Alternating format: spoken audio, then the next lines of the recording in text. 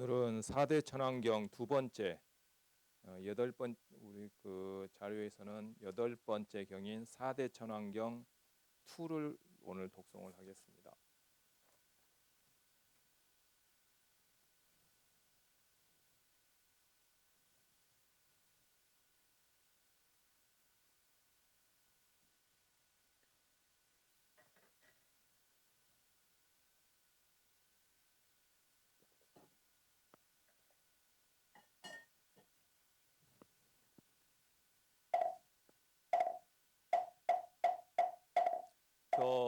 경구업진원 소리소리마 소리소소리 소리소리마 소리소소리 사바하 소리소리마 소리소소리 사바하 오방내외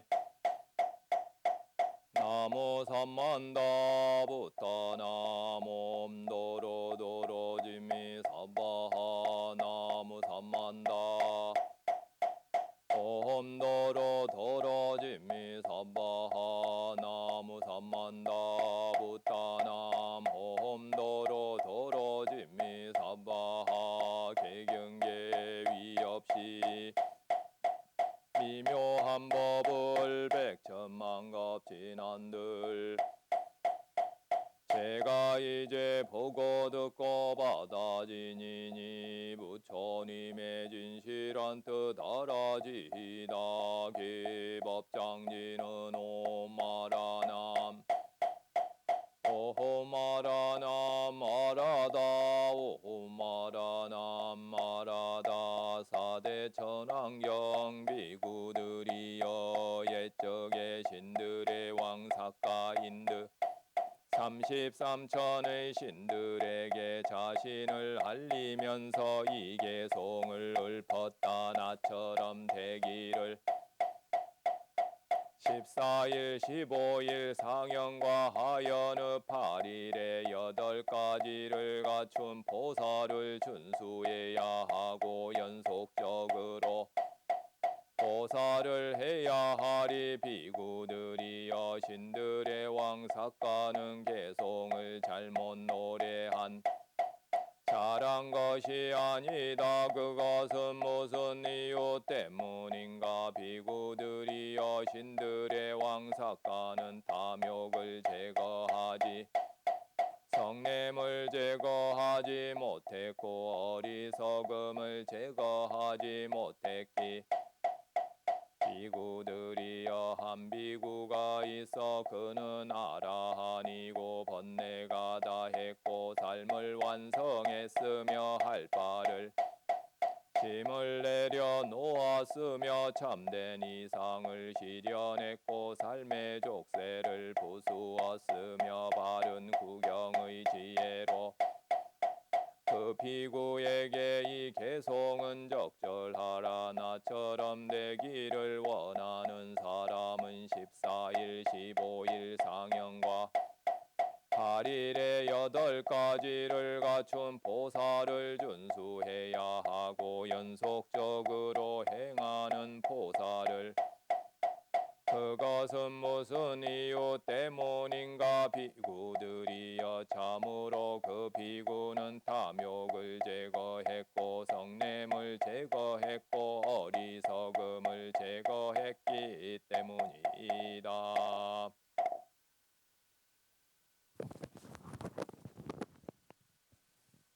안녕하십니까. 또 이 늦은 시간까지 그 업장 소멸 기도를 위해서 같이 동참을 해주신 모든 분들께 감사의 인사를 드립니다. 오늘은 이 4대 천왕경 이제 두 번째 경을 하고 이제 마지막 내일부터 이제 8관 재개경을 설명하는 그런 이제 시간이 되는데요. 지금 이 경에서 보면 이 포살이 얼마나 중요한 건가를 알 수 있는 부분입니다. 그러니까 이 어제 우리가 설명을 했던 33천에 거기서 가장 대장이 되는 왕이 되는 존재가 삭가라고 했습니다. 삭가. 그래서 삭가천왕이라고 했는데 그 삭가천왕이 이제 우리가 한역이 되면서 석재로 번역이 됐다가 그게 앞뒤가 바뀌어서 재석. 그래서 우리가 보통 재석전 그러죠. 그리고 인드라라고도 합니다. 인드라라고 하는 이유는 뭐냐면 인드라는 우리 같으면 그 우리 옛날에 마징가 제트 노래 있죠. 기운센 그때 그 기운센 힘이 센 파워풀 가장 힘센 존재란 뜻입니다. 그러니까 33천이 우리 인간하고 가장 연관이 많은 천상이라고 했습니다. 그러니까 그 존재 중에서 가장 힘센 존재라는 말입니다. 그 33천이 이제 그 우리가 수단마 회의 때나처럼 이렇게 33천의 신들이 다 이렇게 모였을 때나 이럴 때 이제 개성을 읊은 겁니다. 왜냐하면 왕이 되었기 때문에 그 왕이라고 하는 게 우리 인간의 왕이라고 하는 거는 특별한 능력이 없어도 아버지가 왕이면 왕이 될 수 있지만은 33천부터는 그렇지를 않습니다. 능력이 다릅니다. 왕은 조금 더 특별한 능력이 있습니다. 자, 그래서 이제 그렇게 얘기를 합니다. 나처럼 되기를 원하는 사람은 14일, 15일, 그 다음에 상현과 하현의 8일에 팔관제계를 준수해야 하고 또 연속적으로 행하는 포살을 해야 한다라고 얘기를 합니다. 그러니까 이 포살이라고 하는 게 얼마나 중요한지 알겠죠? 사카천왕이 나처럼 되기를 원한다고 하면 이 포살을 해라 이 말을 한 겁니다. 왜냐하면 포살을 실천을 하고 몇 가지 조건을 갖추게 되면 이 천상에 33천에 태어날 수가 있습니다. 사실은 33천보다 더 높은 천상에도 태어날 수가 있어요. 이렇게 이제 말을 했다고 합니다. 부처님께서 그거를 전에 들으시고서 부처님께서 하시는 말씀이 사카천왕은 개송을 잘못 노래한 것이다. 잘한 것이 아니다. 왜냐하면 이 대목 정말 여러분들 집중해서 들으십시오. 신들의 왕 사카는 탐욕을 제거하지 못했고 성냄을 제거하지 못했고 어리석음을 제거하지 못했다. 우리가 흔히 말하는 탐진치를 제거하지 못했다는 겁니다. 그게 여기는 물론 욕계천상이긴 하지만 모든 천상에 다 포함이 되는 말입니다. 그러니까 욕계천상 위에 색계천상이 있고 거기에 이제 그 색계초선의 범천이란 천상이 있습니다. 그리고 이 그 범천이 가지고 있는 능력이 어떤 능력이냐면 창조주로서의 능력이 있고 전지전능한 그리고 자유자재한 이런 능력이 있습니다. 그렇지만 그 존재도 어떻다고요? 탐진치를 제거하지 못했습니다. 그리고 그 위에 있는 무색계 천상도 마찬가지고 이 탐진치를 제거하지 못했으면 어떤 문제가 있어요? 물론 이게 선업일을 지어서 위쪽 천상에 태어나고 색계 천상부터는 삼매를 닦을 수 있어야 됩니다. 삼매의 힘이 있어야 태어나고 물론 이제 색계 초선 같은 경우는 사무량심만으로도 태어납니다. 자, 그치만 아직 탐진치를 제거하지 못했기 때문에 그 존재들은 다시 윤회를 하게 됩니다. 그래서 인간으로도 떨어지게 되고 또 거기 인간으로서 떨어졌는데 또 무리를 잘못 지어서 예컨대 그 잘못하게 되면 아래로 그 사막도까지도 떨어질 수가 있게 되는 겁니다. 이 그 존재라고 하는 존재들이 이 완성이 된 존재가 아니라는 겁니다. 우리가 이제 그 다른 종교 같은 데서는 천상에 태어나면 모든 게 다 끝나는 걸로 생각하는데 절대 그렇지 않습니다. 왜? 탐진치가 제거되지 않았기 때문에. 그래서 부처님께서 말씀을 하시기를 삼계화택이라고 표현합니다. 다시 한번 따라서 한번 해보십시오. 상계화택 또는 삼계고해라고 합니다. 여기서 상계라고 하는 게 욕계, 색계, 무색계 전부 그 천상이라고 하는데 다 포함을 시키는 겁니다. 거기가 전부 뭐라고요? 고해가 되는 겁니다. 왜? 거기까지 전부 다 탐진치로서 살고 있기 때문입니다. 물론 그 비율이 다릅니다. 그러니까 그 색계에 태어나면 욕계의 탐욕은 없습니다. 욕계가 가지고 있는 탐욕은 없는데 색계의 탐욕이 있습니다. 그게 무슨 탐욕이냐면 존재가 더 훌륭한 존재가 되기 위해서 노력하는 거예요. 그때는 이걸 갖다가 이제 존재에 대한 탐욕이라고 하는데 물론 이제 이거는 우리하고는 차원이 다른 탐욕입니다. 더 훌륭한 존재가 되기 위해서 당연히 그거 노력해야 되는 거 아닙니까라고 말을 할 텐데 하여튼 그것도 욕심입니다. 등등등. 그래서 전부 다 이 탐진치로 살고 있기 때문에 아무리 높은 천상에 태어나도 결국은 다시 윤회를 하게 된다는 겁니다. 그래서 이 탐진치를 제거한다는 게 이게 얼마나 대단한 건지 모르는 겁니다. 자, 그래서 부처님께서 이 포살이라는 그 가치에 대해서 어떻게 이제 설명을 하고 계시느냐면 한 비구가 있어서 아라한이 되어서 모든 이제 번뇌를 다 마쳤죠. 그리고 삶에서 해야 될 일을 다 했고 등등등 모든 삶의 족쇄를 부수었으며 구경의 지혜로 해탈했다. 이 비구에게 이 계송이 적절하다고 그랬습니다. 이 포사를 한다는 게 포사를 우리처럼 기분 날 때 하고 뭐 적당히 하고 싶을 때 하고 이런 포살이 아니고요. 그러니까 한 달에 4번 반드시 포살을 하고 그다음에 1년에 한 달 정도는 연속적으로 행하는 포살을 하는 이런 포살을 하게 되면 이게 인연이 됩니다. 이 서가모니 부처님과 인연이 되고 이 열애와 인연이 돼서 그 언젠가는 우리가 어디까지 이어지게 돼요? 해탈 열반으로까지 이어지게 됩니다. 이게 이런 공덕을 가지고 있다고 합니다. 그래서 지금 당장은 이 포사를 행하게 되면 천상에 태어나게 되는데 이뿐만 아니라 이게 이제 세세생생 부처님과의 어떤 인연 끈을 갖다가 유지를 시켜서 그럼 부처님과 인연이 되고 끈이 됐으면 그 인연의 끈이 끊어지지 않으면 어찌 되겠습니까? 결국은 팔정도를 수행할 수밖에 없는 거고 그래서 해탈 열반에 이를 수밖에 없게 되는 겁니다. 네, 이게 이제 이 포살이 가지고 있는 공덕인 것 같습니다. 그러니까 포살이 이 경전을 통해서 천상에 태어나게만 해주는 공덕에 머무르지 않고 결국에는 우리가 해탈 열반까지 갈 수 있는 부처님과의 인연의 끈을 갖다 이어주게 되는 그런 역할까지도 하게 된다는 겁니다. 그렇게 돼서 해탈 열반에 이르러야 결국 탐욕을 제거하고 성냄을 제거하고 어리석음을 제거할 수 있기 때문에 그런 겁니다. 자, 여기에서 주라고 한 것 여기 보면 밑줄 그은 거 한번 보겠습니다. 14일, 15일, 그 다음에 상현과 하현의 8일입니다. 그러면은 한 달에 4번인데 이거를 이제 음력으로 따지자고 하면 14일, 15일, 음력 8일, 그리고 23일입니다. 이게 그 줄을 한번 같이 읽어보겠습니다. 6번 줄. 세종께서 권하는 포사는 한 달에 4번이며 음력으로 14일, 15일, 8일, 23일입니다. 여기서 8일, 23일이 상현과 하현의 8일에 해당되는 겁니다. 그 중에서 보름은 포살일로 지정이 돼. 아예 보름은 갖다 포살일이라고 지칭을 합니다. 그냥 보름 포살일. 이게 이제 그냥 용어입니다. 용어 당시부터. 그래서 4번 안 하더라도 꼭 하루 한 번은 한 달에 한 번은 해야 되는 겁니다. 보름은 포살일로 지정이 되어서 불제자는 누구나 포살을 했습니다. 이게 이제 전통입니다. 부처님 당시에 한 달에 4번을 하면 좋지만 불가피하다면 보름 하루라도 포살을 하셔야 합니다. 율장에서도 팔관제계를 실천하지 않으면 우바세 우바이가 될 수 없다라고 했습니다. 이게 이 팔관제계를 실천하지 않는 그 제가자라고 하는 건 의미가 없는 겁니다. 사실은 부처님 당시부터 팔관제계가 얼마나 강조되어 있는지 우리가 알 수 있는 대목입니다. 팔관제계가 없는 제가자의 신앙생활은 큰 의미가 없다는 점을 정말 명심하시기를 부탁을 드립니다.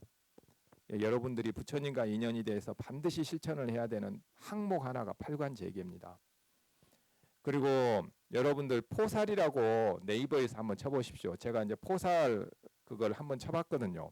그 네이버에는 나와 있는 거 봤더니 이 네이버 그 사전이 있습니다. 그게 뭐 위키백과든가 그게 보면 뭐라고 나와 있느냐면 우리가 이제 보통 제일이 10제일이 있습니다. 10번의 제일이 있죠. 뭐 그 중에 뭐 대표적인 게 지장제일, 관음제일, 그 다음에 미타제일, 약사제일 이렇게 해서 제일들이 10번의 제일이 있습니다. 근데 그 제일이 우리는 어떻게 이해를 하고 있느냐면 지장제일은 지장기도 하는 것, 관음제일은 관음기도 하는 것, 약사제일은 약사기도 하는 것 보통 이렇게 이해를 하고 있죠. 아닙니다. 그게 제일이 팔관제계 실천하는 날입니다. 그거를 갖다가 이제 그렇게 제일의 이름을 붙여 놓은 겁니다. 이게 사실은 그 이제 우리가 처음에 만들 때는 이 날을 그렇게 소중하게 생각을 해서 반드시 포살을 해라고 그러니까 포살 횟수를 갖다 훨씬 더 많이 늘려놓은 거죠.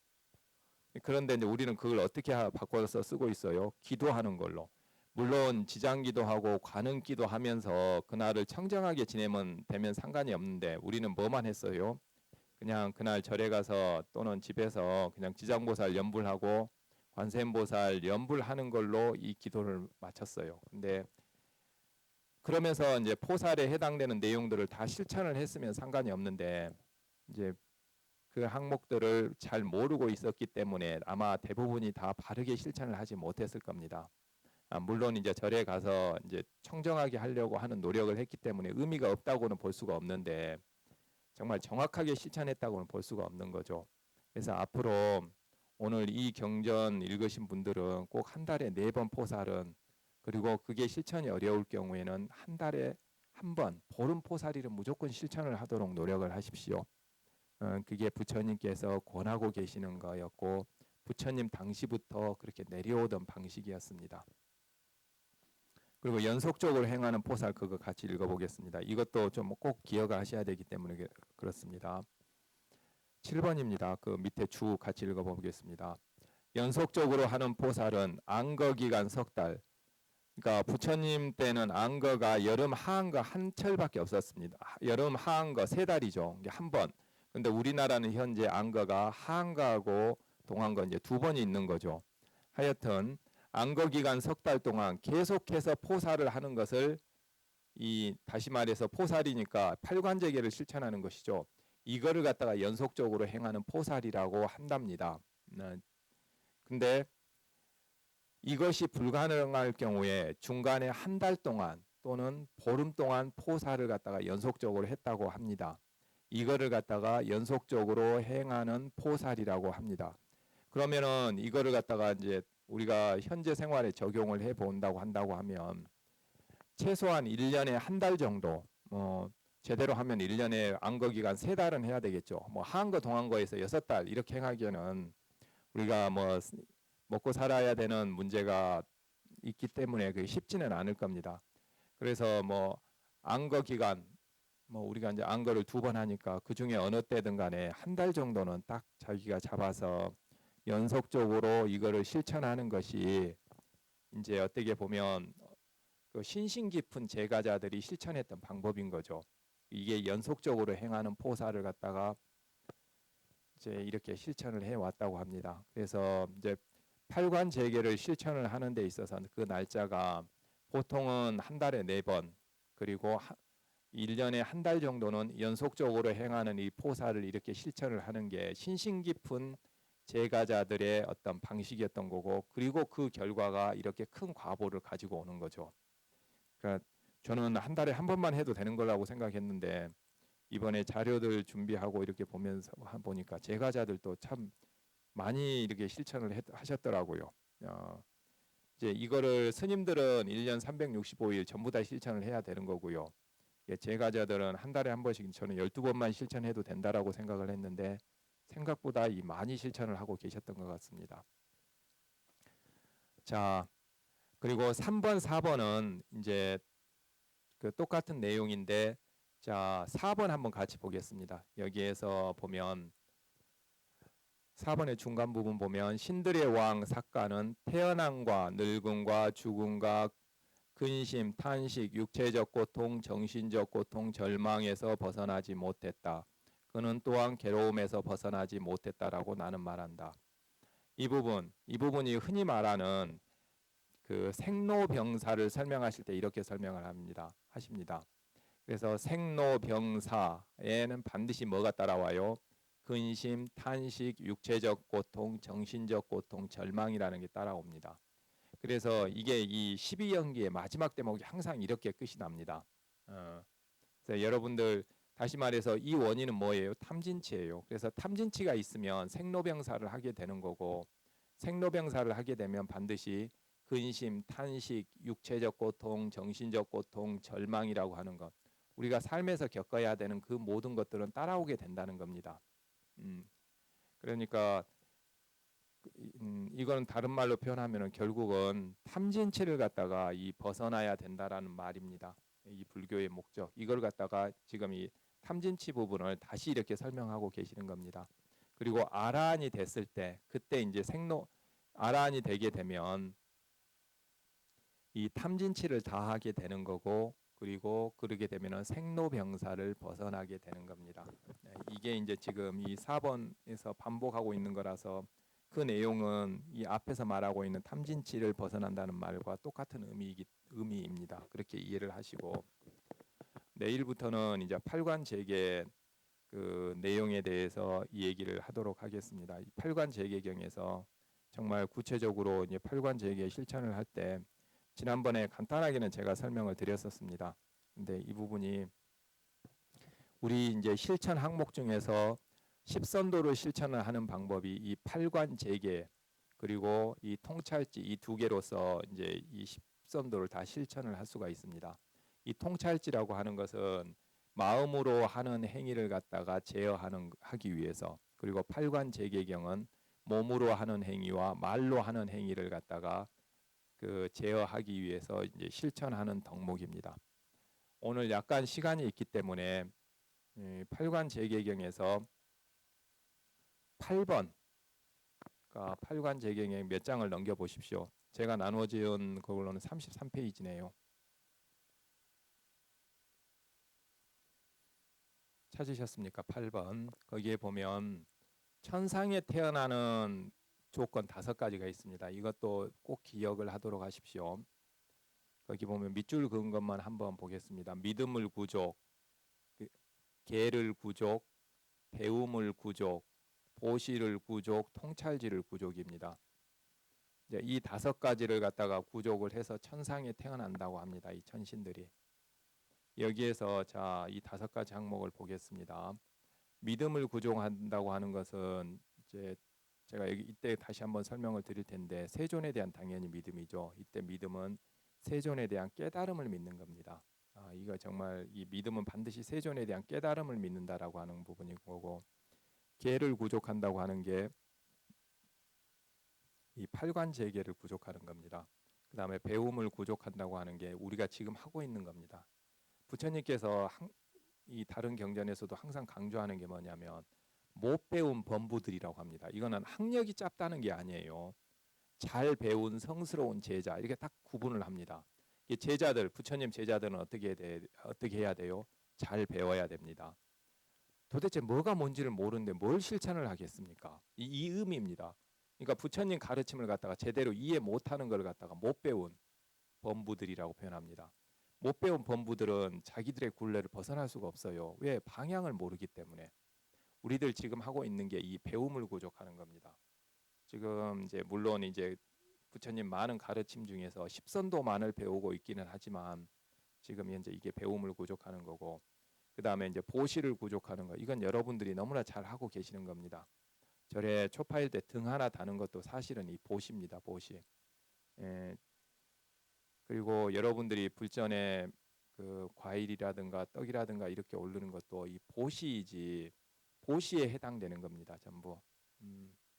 자, 그리고 마지막에 이 통찰지라는 부분은 이제 관찰을 할 수가 있어야 됩니다. 자기의 마음을 관찰할 수 있어야 되고, 또는 자기의 몸을 관찰할 수 있어야 되는 거고, 이제 이렇게 이제 수행하는 것을 갖다가 이제 사념처 수행이라고 합니다. 이게 이제 이 부분이 이 수준이 다릅니다. 비구들이 갖춰야 될 통찰지, 이건 반야를 번역한 말입니다. 그리고 제가자들이 갖춰야 될 통찰지는 수준이 좀 달라요. 이 제가자들이 갖춰야 될 통찰지라고 하는 건 무엇이냐면, 내 마음이 탐진치가 일어나서 우리가 행위를 한다고 말을 했습니다. 그 행위를 할 때 과도하게 하지 않도록, 그 탐심에 이 씌워서 앞부분에 나온 거 있죠. 완전히 탐심에 휘둘려서, 진심에 휘둘려서 십선도를 깨지 않도록 하는 그 정도 선에서의 통찰지만 갖추면 되는 겁니다. 그렇게 되면 여러분들이 천상에 태어날 수 있는 조건을 다 갖추게 되는 겁니다. 이 5가지는 정말 중요한 겁니다. 여러분들이 이제 이 부분은 꼭 이제 실천을 하셔서 꼭 실천을 하셔야 되는 부분입니다. 이 기도가 끝나고 나서부터는. 이 공덕이 얼마나 크느냐면, 자, 몇 마디만 더 하고 마치도록 하겠습니다. 부모님의 은혜를 갚을 수 있는 방법은 정말 없다고 합니다. 그만큼 부모님의 은혜는 크다고 합니다. 전에 한번 말씀을 드렸습니다. 평생을 얻고 다니고 맛있는 것을 해드리고 원하는 대로 다 해드려도, 뭐 왕을 만들어서 온갖 그 즐거움을 다 누리게 해드려도 부모님의 은혜는 못 갚는다고 합니다. 그게 이제 부모 운중경에도 나오지 않습니까? 근데 부모 운중경에는 그 부모 은혜를 갚는 방법은 안 나옵니다. 근데 이제 이 니까야에는 그런 부분이 나옵니다. 뭐를 하는 거냐면 이 5가지를 실천하게 합니다. 부모님을. 그래서 천상에 태어나게 하면 그거는 부모님의 은혜를 갖고도 남는 거라고 말씀을 하세요. 왜냐하면 천상의 행복이라고 하는 게 그만큼 많다고 크다고 합니다. 우리들이 생각할 수 있는 그런 행복이 아니라고 합니다. 그래서 여러분들 이번 세상에서 하는 행복들 구하고 계시잖아요.